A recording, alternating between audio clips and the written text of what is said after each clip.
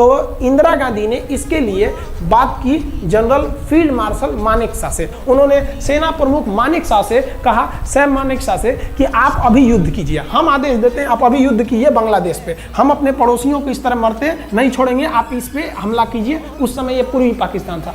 मानेकशॉ ने कहा कि ना, हम हमला नहीं करेंगे। कही अरे क्यों? कहा कि आप महीना देख रही हैं, अप्रैल का महीना है, अप्रैल के महीने का मतलब बरसात का दिन सर पे है, और बरसात के समय पूरब का हाल क्या होता है, एकदम भयानक बाढ़ आ जाती है। और उन्होंने एग्जाम्पल भी दिया कि सिकंदर की फौज भी हाथी लेके आई थी और कीचड़ में फंस गई थी, कि अगर यहाँ हम लड़ जाते हैं तो यहाँ बरसात रहेगा, हम यहाँ उलझ जाएंगे, ये एरिया सूखा रहेगा, चाइना का ऊपर से एरिया सूखा रहेगा, ये हमला कर देंगे, हमको 3 ओर से लड़ाई लड़ना पड़ेगा। मानेकशॉ ने इंदिरा गांधी से कहा कि आप 2-3 काम कर लीजिए। कब तक के लिए? कि नवंबर तक हम लोग युद्ध नहीं करेंगे, लेकिन अप्रैल से नवंबर के बीच में हम अपने सैनिकों को इस एरिया में लड़ने के लिए ट्रेनिंग दे सकते हैं, मुक्ति वाहिनी, उसको हम ट्रेनिंग दे सकते हैं। और इसी में 1971 में हमारी जो थी भारत और रूस की एक समझौता पर हस्ताक्षर हो गया। अब हम लोगों ने पाकिस्तान को एक बारूद के ढेर पर बैठा दिया था। इंतजार था तो इस बात का कि उस बारूद में एक चिंगारी की और पाकिस्तान तबाह हो जाता। इत्तेफाक देखिए, उस बारूद के ढेर पर खुद चिंगारी जलाई पाकिस्तान ने। कैसे? तो समझिए कैसे।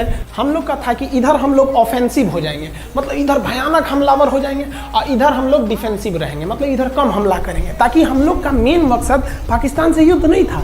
हमारा मेन मकसद था हमारे अपने बांग्लादेशी भाइयों पर जो जुल्म हो रहा था, जो उनकी बहनों को रेप हो रहा था, इतना भयानक किया था वहाँ पर पाकिस्तानियों ने कि बाप के सामने बेटी का रेप करते थे, और उसके बाद बाप को मार के कहते थे तू भी रेप कर। इतना मतलब मानवता पूरी खत्म कर दिया गया वहाँ पर। तो भारत ने कहा कि इधर हम डिफेंसिव रहेंगे।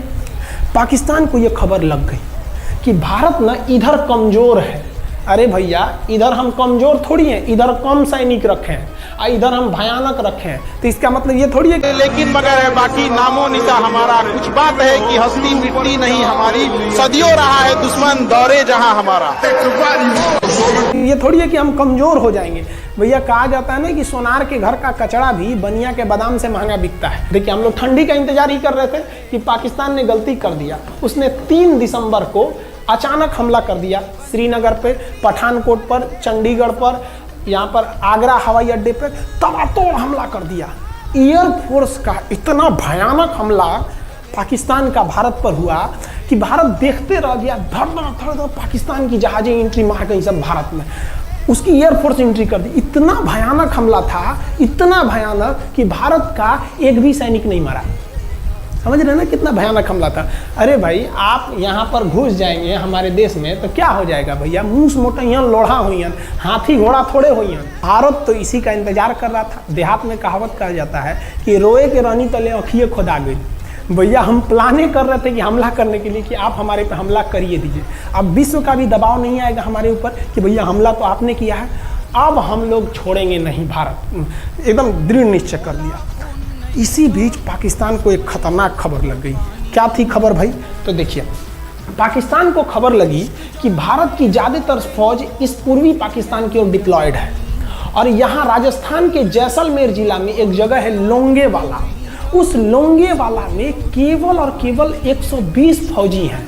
और अगर पाकिस्तान ने सोचा कि 120 फौजियों को हम रातों रात मार देते हैं तो उस समय एयरफोर्स रात में लड़ाई नहीं कर सकती थी, इसलिए इन्होंने लोंगेवाला में एंट्री मार दी। पूरी भयानक टैंक लेकर, फौज लेकर, इन्फेंट्री लेकर, और उसको वो लोग लोंगेवाला में घुसने के लिए चल दिए। और लोंगेवाला में भारत के पास केवल 120 सिपाही थे, केवल 120, और उन पर वो हजारों की संख्या में टूट पड़े। लेकिन घबराना नहीं चाहिए, क्योंकि चींटियां तादाद में कितनी भी क्यों ना हो जाए, गन्ना घसीट के नहीं ले जा सकती हैं।